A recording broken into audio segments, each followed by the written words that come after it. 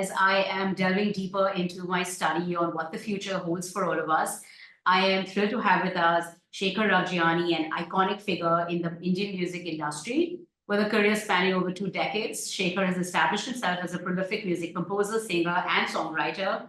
Started out in advertising, I saw, but in 1997, twist of fate, he took part in Saregama, and thankfully, he did that because we are blessed with all his music, his entertainment, and his performances.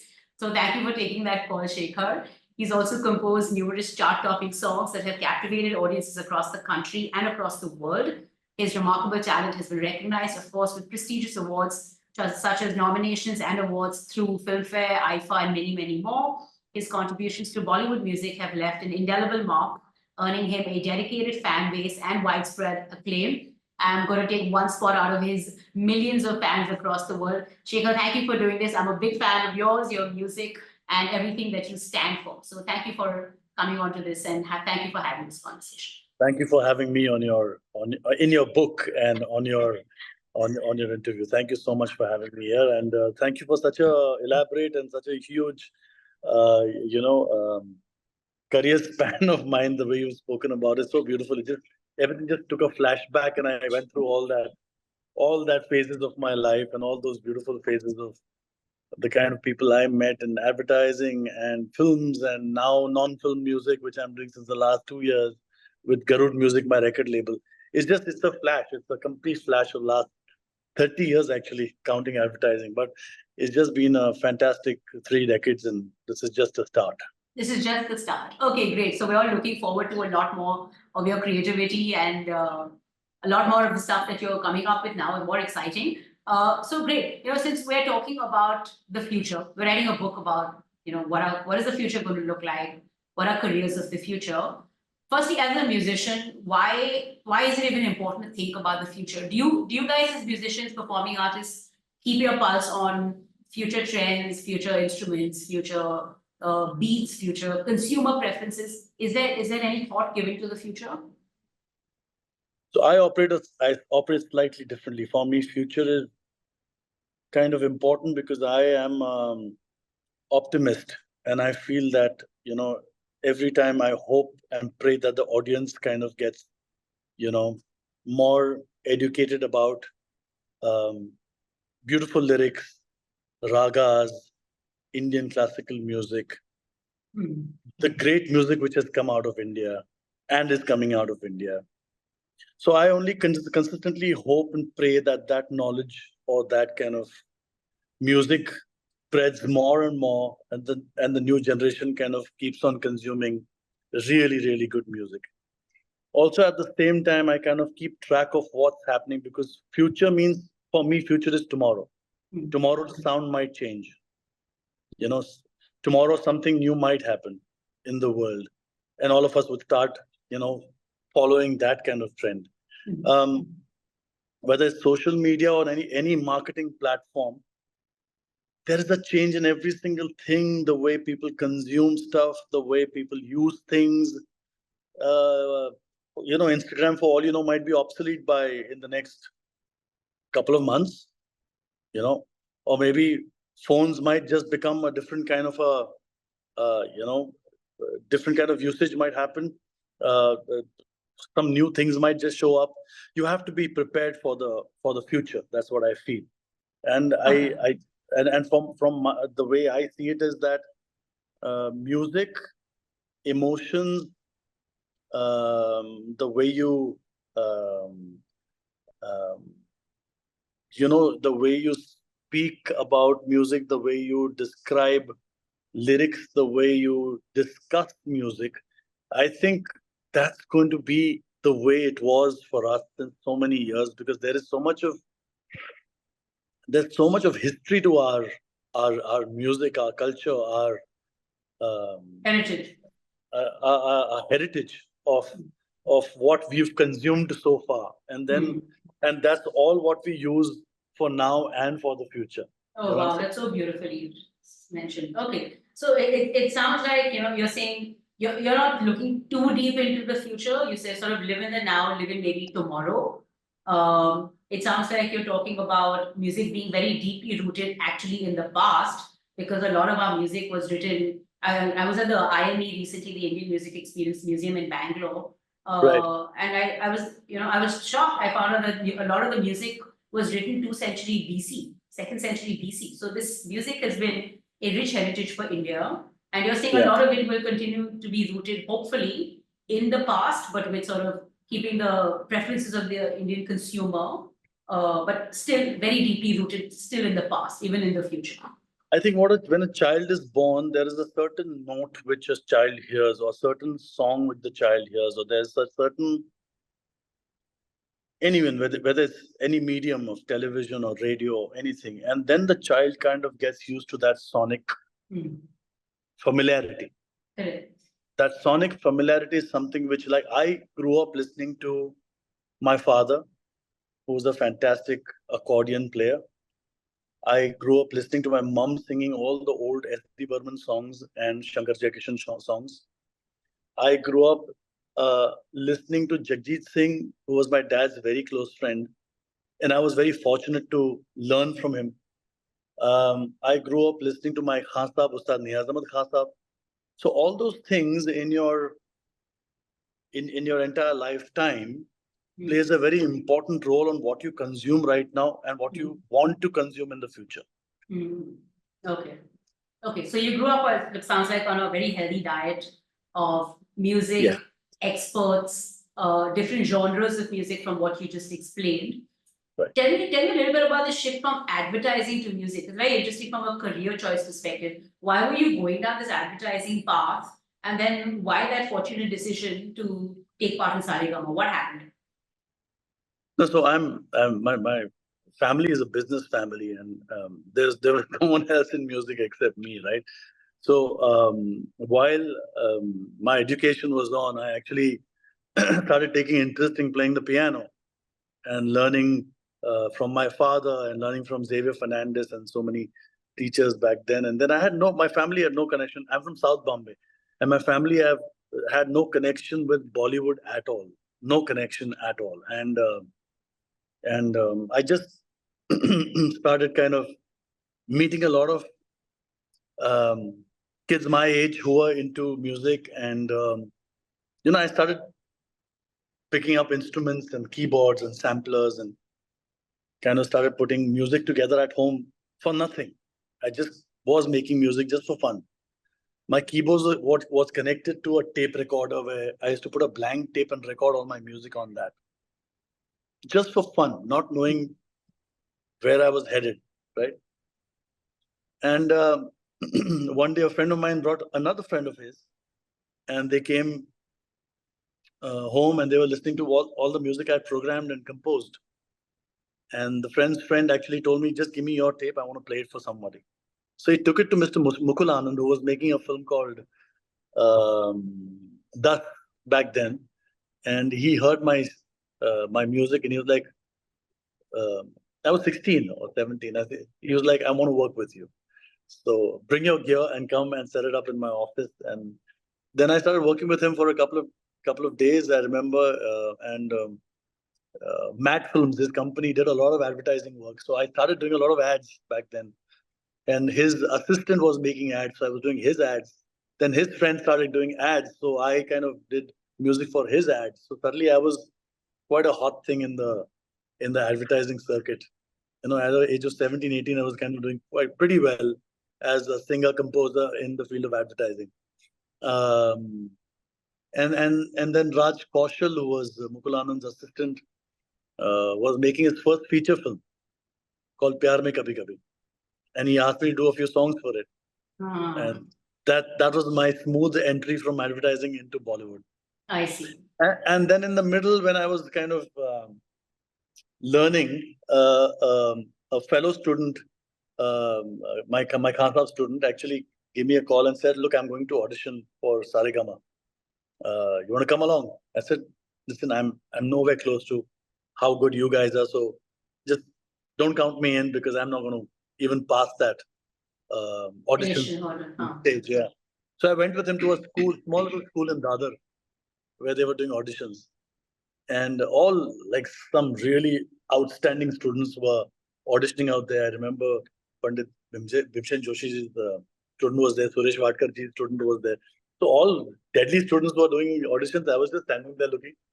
A friend of mine looked at me and said, "Listen, come, do an audition." I said, "Are you mad or what? I can't do this audition because I'll be out in 1 second." You remember what you sang for your audition? I sang "O Dur Ke Musafir." Humko Bhi Saath. Wow. Okay. So he was like, you know what? Try. You never know. So I tried. I got selected, and I was shocked. I said, I'm just basic. How did I get selected?" But they actually liked it. Maybe I sang decently well that day, whatever happened, but I got selected. And then I participated, and then I lost by 5 points to Ridhanath Mangeshkar ji's student, Okay. Adit, who I learned a lot from. Unfortunately, we lost him in those 2 years. He passed away. But I learned a lot from him. And the day I lost, I mean, for me, it was participating more than, winning or losing. So when I got off the stage, my fiance, now who's my wife, so my fiance was sitting in the audience, and I looked at her and said, "You know what? Next time I come up on the stage, I'll be a judge."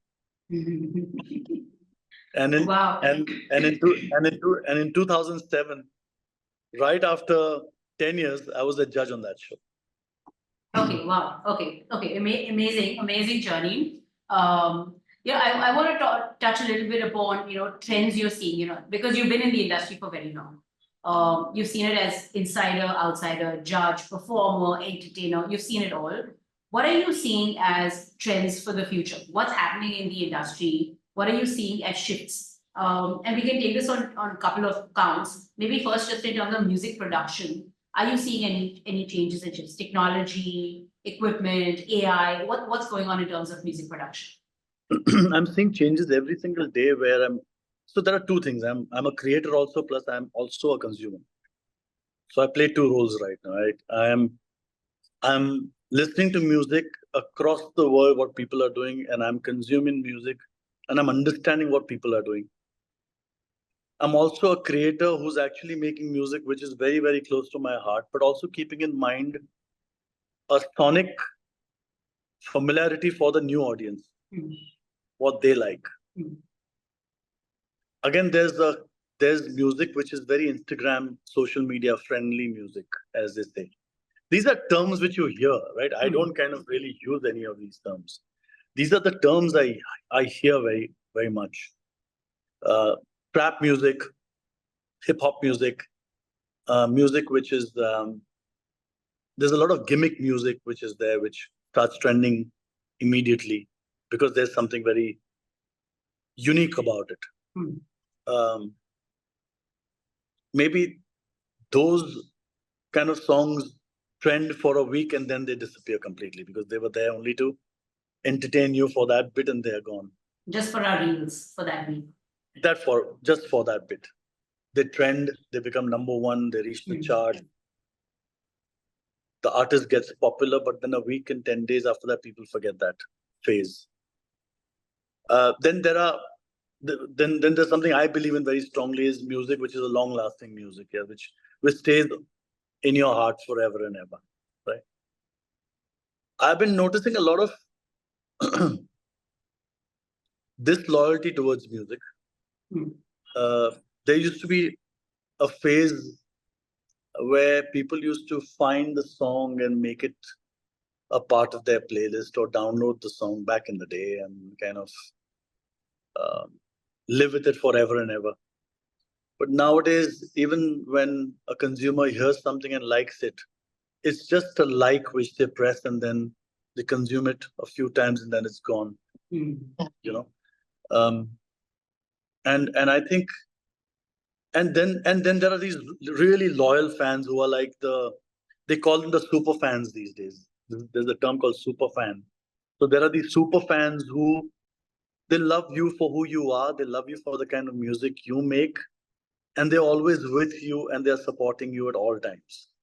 Those are those loyal fans, right? Those fans stay with you. They live with you. They live that entire journey with you. your 10 years, your 20 years, your 30 years, every single concert, they'll be at your concert. They'll be there consuming your music forever and ever. I have many of those, and I'm very fortunate to have those who are with you, they're loyal to you. But there are a lot of them who are, they listen, they see, oh, it's nice, great. You're just a swipe away then. You're just a swipe post that. So you're seeing a lot of that. You're seeing that shift. I mean, I'm seeing that, and I don't blame them because there's a lot of software in the business. There's a lot of music software which is there for them to consume.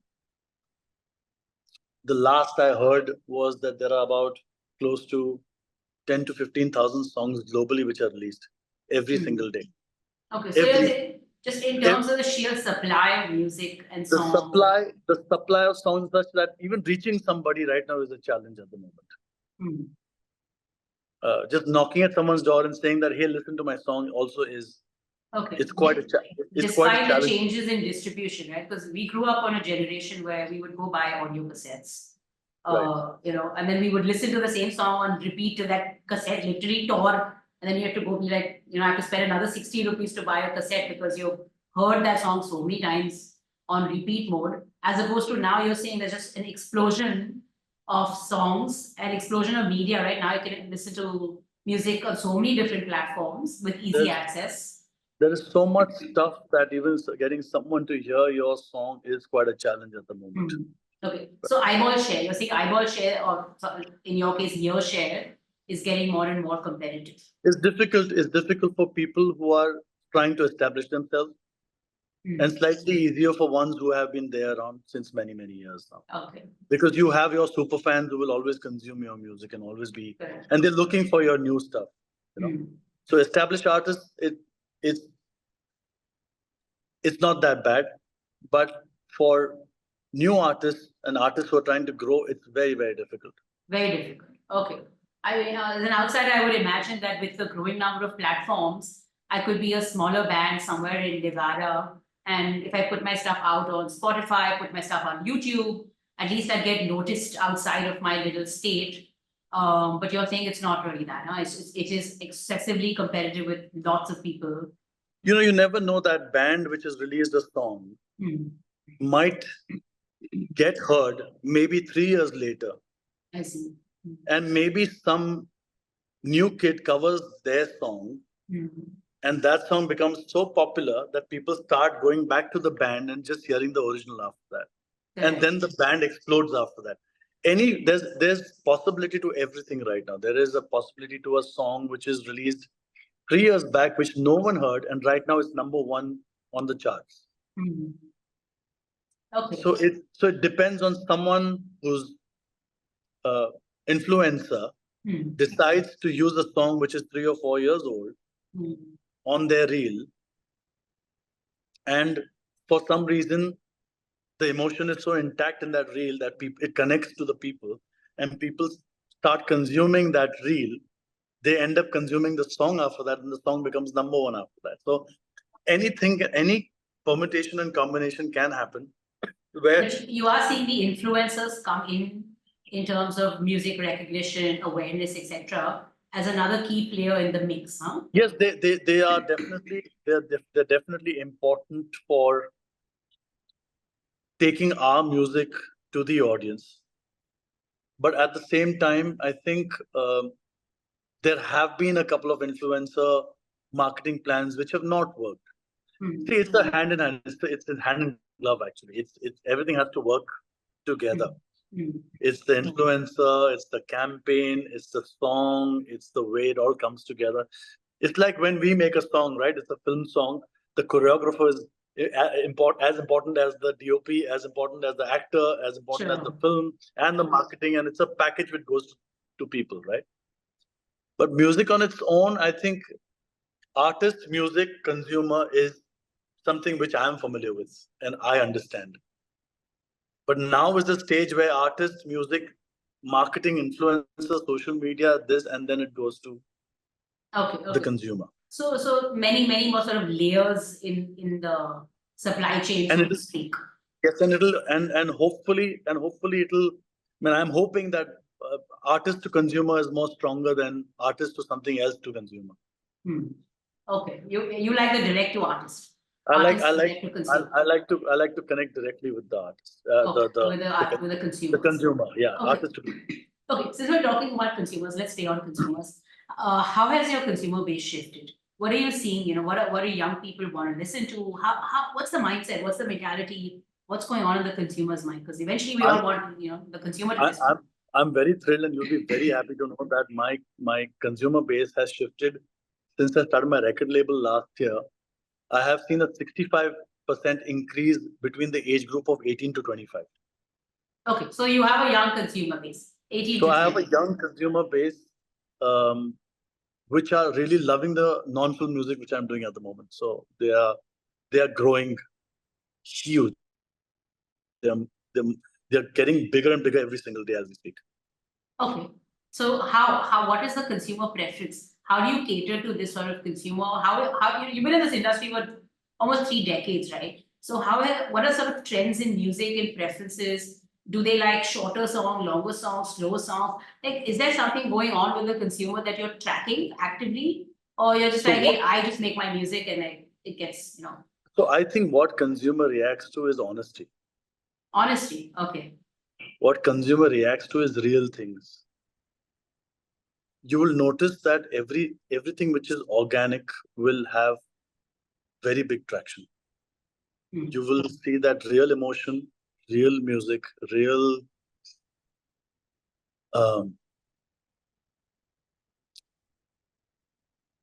the more real you are, the more you are, the more connect you'll have with your consumer. So you're saying it's the authenticity that's really attractive. Which is very attractive to the consumer these days. And I'm being myself. I'm being me. You're just being raw, bare. This is who I am. This is who I am, and that's really connecting very strongly with the audience.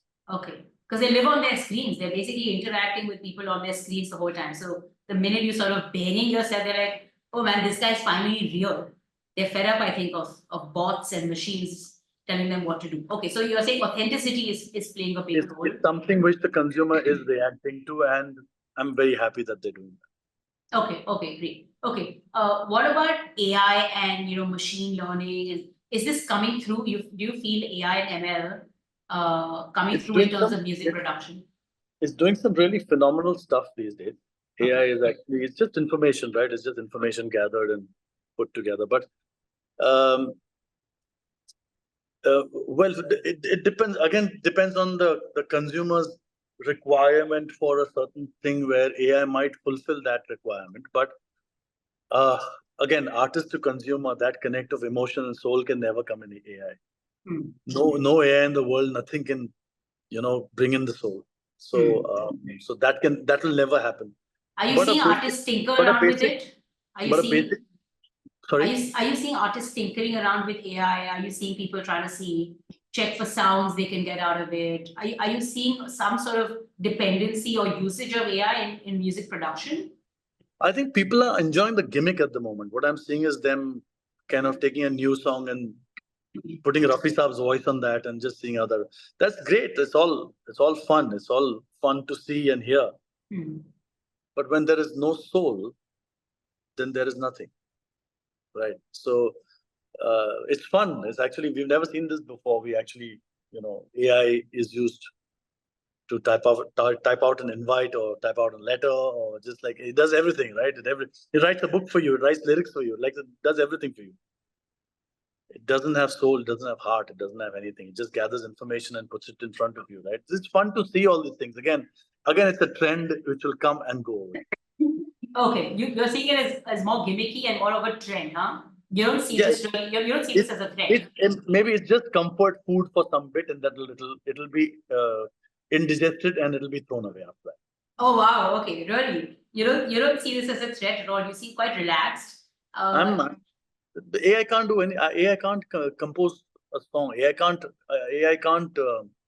give you that soul. AI will never be able to give you those things at all, ever. AI will make things easier for you, and which I'm so happy that it'll just make things a little more quicker and faster. But AI can never make you bring a tear in your eyes or can never like make your heart beat faster. I don't think it ever do that. You don't think, huh? So you don't think it's replacing the lyricists, the composers? You don't see this happening. The voice artists, because once I have your voice, obviously AI can take the voice. The AI hasn't gone through joy and pain in their life, so the AI won't know what to do. Okay, so the AI is sort of, it's inanimate. It's not built through these emotions. So you're saying you're not worried about it. You think of it as more sort of gimmicky, fun, smart person. It's gimmicky, it's fun, it's smart. It makes the things a little more easier and simpler for people for daily usage or whatever it is. Make things faster, great information, knowledge. It's great Google. If you want a song about something and you just type it out, it'll give you directions where you can go. But you can't use that because it doesn't have that heart and soul, and it hasn't seen the journey. It doesn't have. It's not seen the happy times. It's not. Their heart is not broken. AI doesn't have those things, right? I don't think it can ever go into a zone where it can kind of connect with anybody strongly. Okay, cool. All right. Let's see the jury's out there. We'll see what happens in 10 years. But I'm hoping what you say is true, and I'm hoping what you're saying really pans out because what's happening is AI or AI plus or AI 2 or AI 3, whenever it comes out in the next 10 years, what our generation doing at the moment is so beautiful because they're going back to the 80s and 90s music, consumption wise, even making wise. If you see, a lot of major artists in the West are actually using the 80s, 90s sounds, the structure of songwriting, the production, all of that, right? They're going back to the past. The kids these days are going to a bookshop and buying a book and reading a book on the road, sitting in the coffee shop and reading a book. Just the magic of just turning those pages, placing your bookmark. This kind of joy can never happen in AI 2, AI 3, AI 4, AI 5. Never, ever. Okay, so you're a big believer in the human element, the human sort of touch and feel. Touch, feel, sound, all the sensations we are blessed with. I think it can't take it away from us. Okay, the human sensations can't be replaced by AI. All right. Let's see where the world lands on this in the next 5 to 10 years. I wonder, since you're talking about the human experience, what's happened with the live performances and concerts era? We went through COVID, everything shut down. We weren't allowed to see a performance. And now it's back with a bang. The Taylor Swift concert is phenomenal. It's a global phenomenon. Singapore economy has, turned around thanks to Taylor Swift. Of course, she's become a billionaire. She's on the Forbes list. I mean, this is a phenomenon. I don't know if you've seen her concert. I went to see her concert. I flew to Singapore to see her concert. This live performances are back with the band. We're seeing it all happening all around India as well. Going forward, do you see in the next 5 or 10 years this live concert avenue become bigger, taking a larger share of the wallet? And how do you see the live event space evolve? I see a lot more screens, it's more gimmicky, there's more digitization, etc. What are sort of trends in the live performance space? I feel the experience is definitely going to get bigger and better for all of us. The way they'll be planned, the way the stage will look, the way things will happen on stage. I think that'll definitely, it's going to be more of an experience of a big, huge concert where you've attended something and then you've kind of, got the whole magic of the whole experience of sound and lights and the graphics and then suddenly you'll see one suspended visual, which will be kind of right above your head, which you can feel and touch, and it'll be crazy. I feel that the concert experience is only going to get bigger and better, which is amazing because I think people, along with music, there is a certain kind of an experience also what a consumer wants to kind of take away from that concert, right? Again, I'm a very different. I would not go for concerts like those because I'm not particularly I watched Sting at the O2 at the Palladium in off Regent Street, and there were like 300 people, and I watched Sting and Dominic Miller perform out there, and for me it was like music was the hero. For me, I was not expecting a massive. You're not into the gimmicks and the experiential aspect. Massive production and massive, and I was not into that. I would kind of Lately, I went and saw a European band, which is just starting out actually. New Country Black Road, a New Black Country Road, a New Country Black Road, a new band from Europe playing at Sydney Opera House, right? Playing to about 2,000, 2,500 people. Just starting off, playing their first concert in Australia at Sydney Opera House. And it was all about music. There was just one light on them, and there was these four girls who were playing. They were playing the piano, the violin, the bass guitar, and there was this guy on the saxophone and drums and electric guitar, and the entire band, without anything flashy, or even without even sonic sound wise, kind of really doing those crazy delays and pans and everything. Nothing of that sort. It was absolutely simple and beautiful. And as a consumer, I would go for concerts like these. Okay. But for my but maybe for my daughter who wants to watch, she's 21, and she might want to see something which is absolutely spectacular and spoken about, and it's more about the visual, the act. It's an act basically.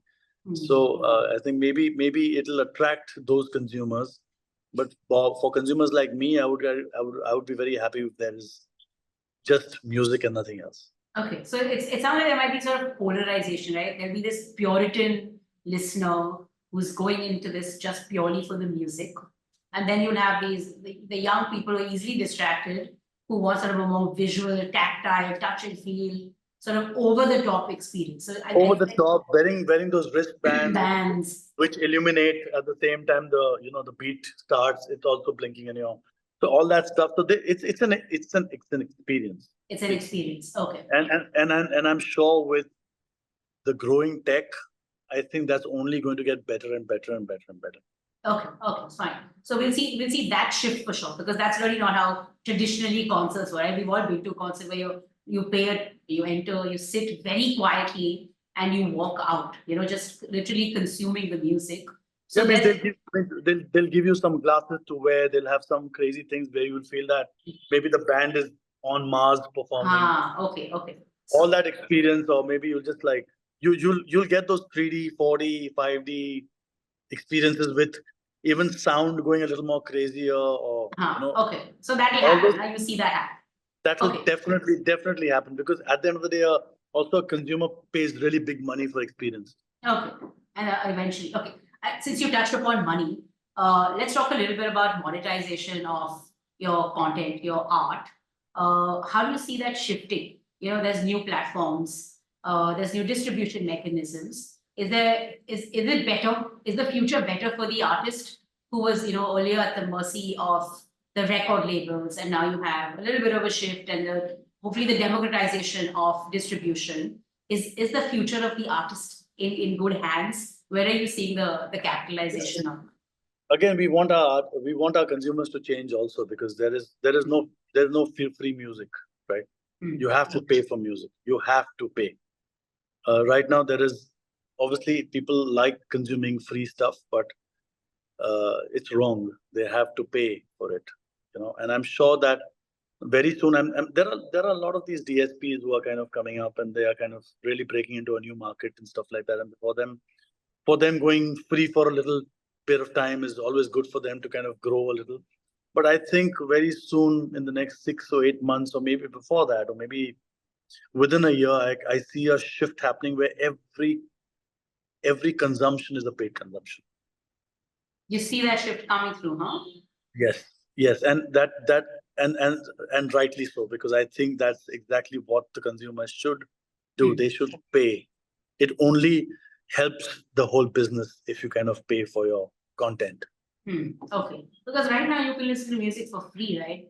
I listen to music on Spotify. I mean, I have premium, but many people don't pay for it. The premium also costs literally nothing. But let's say you're a really poor college kid, you can listen to music for free. And right. On one end, the argument is that...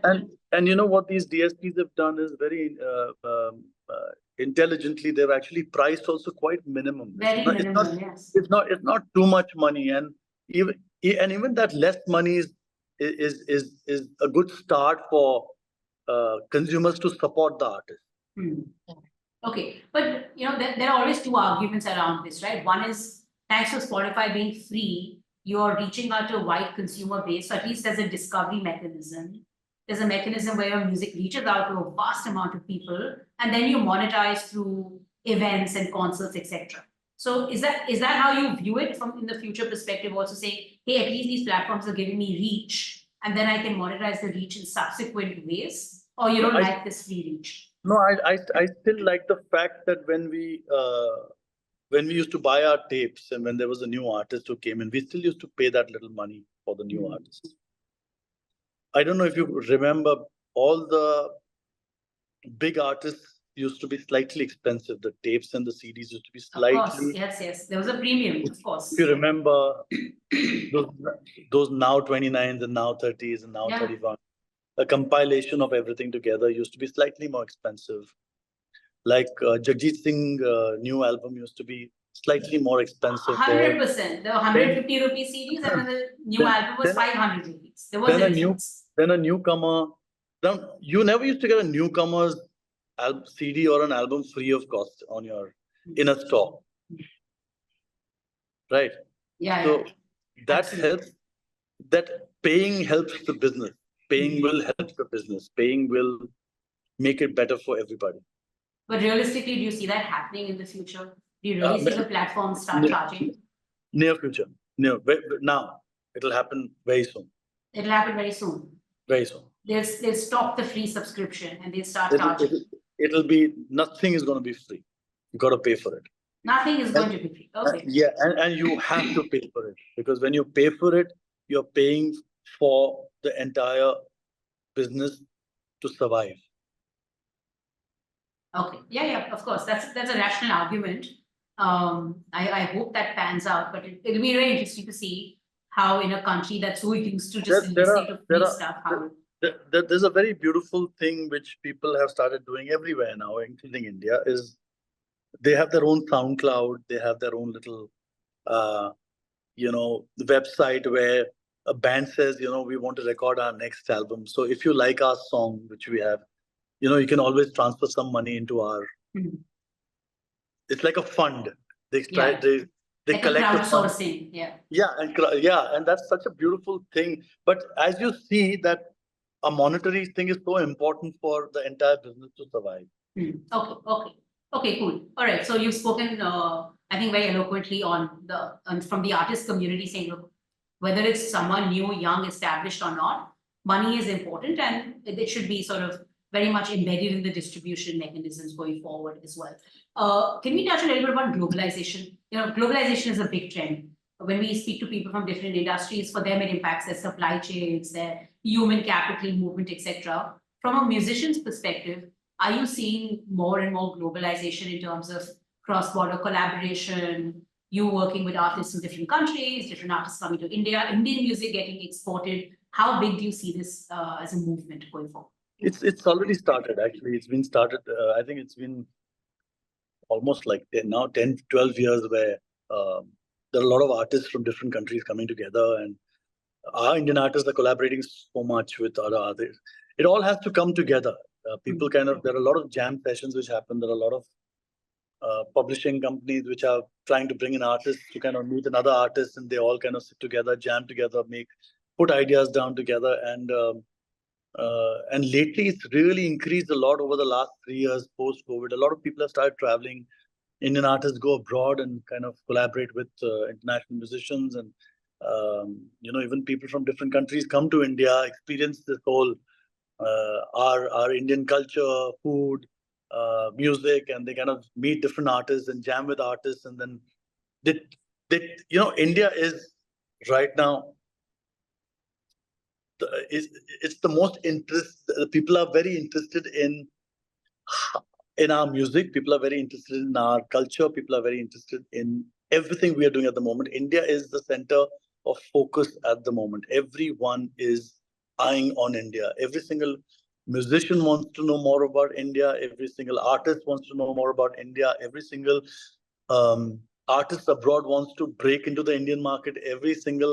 It's a huge market we have here in India. is something which every international person is interested in at the moment. I can tell you that much from my last couple of. So I mean, there have been collaborations for like with Ravi Shankar, right? He was collaborating back in his time with international artists. So collaboration has been around. Do you see it becoming in the future mainstream?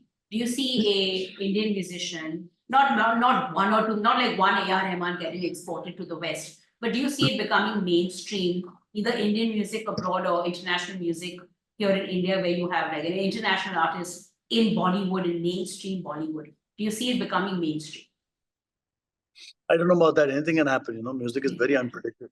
Very unpredictable. Anything can happen. Ed Sheeran kind of filled up 40,000 people in Bombay right now. Yeah.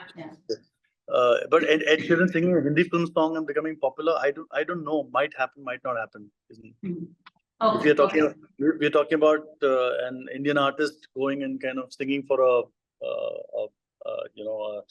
a song with Taylor Swift, for example, can happen. You know, you never know. Any combination, anything can happen, and it's great because, as I said, we have in our country we have so much music which is not explored yet, which needs to go to the world. There's so much music we have that we have a treasure of some unbelievable ragas and Indian instruments and people and the world knows very little of it. So I feel, the more people, the more they're interested in our Indian stuff, I feel very happy because there is so much we have here for them that they'll take many years for them to find out what's available and what's there and who plays what and what is this instrument and who made this instrument and where is this instrument played and can we get that paper right now. I think Jacob Collier did something with Anushka Shankar recently. Had her playing on one of his songs. That was so amazing.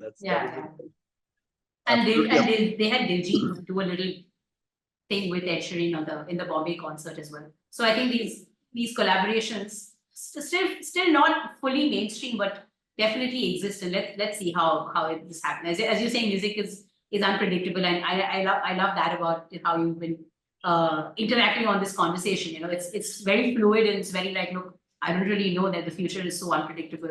Makes the book writing process even more challenging for us. Let's go to the last section and then we'll start closing out. Skill building. So if someone is an aspiring musician, figuring out their career, pretty like you, 16, 17-year-old, very talented, saying, hey, I want to be in this industry. What should they be doing? How should they be prepping? What are sort of skills they need to be ready for this career?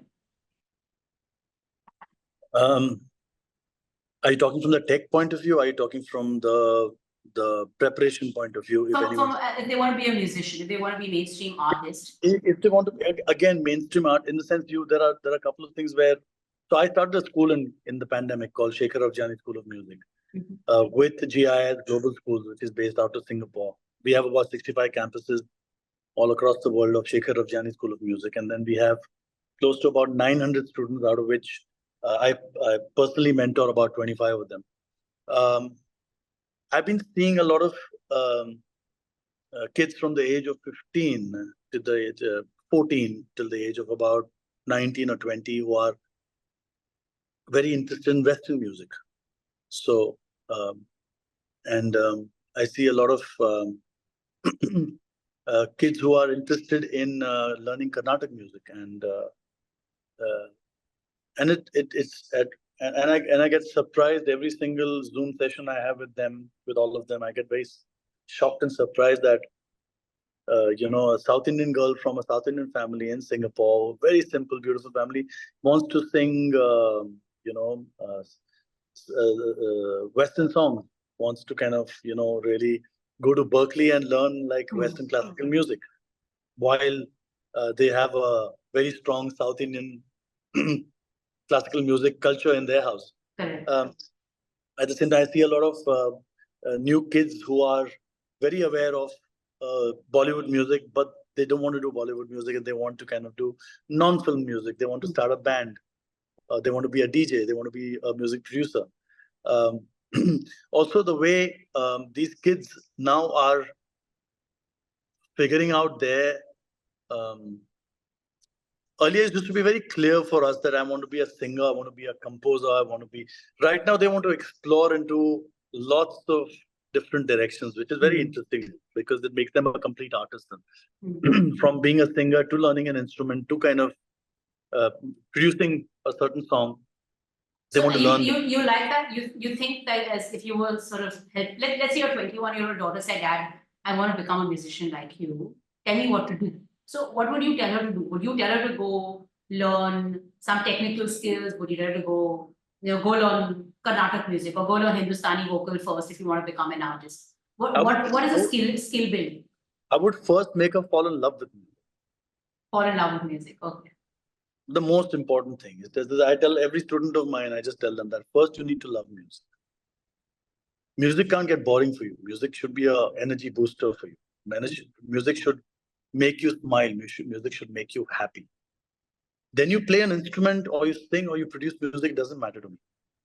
But it needs to connect with you. It needs to make your life, it needs to add value to your life. Then music is what you should be doing. So anyone who wants to get into music first needs to question themselves that do they love music or do they want to just kind of explore and then get out of it?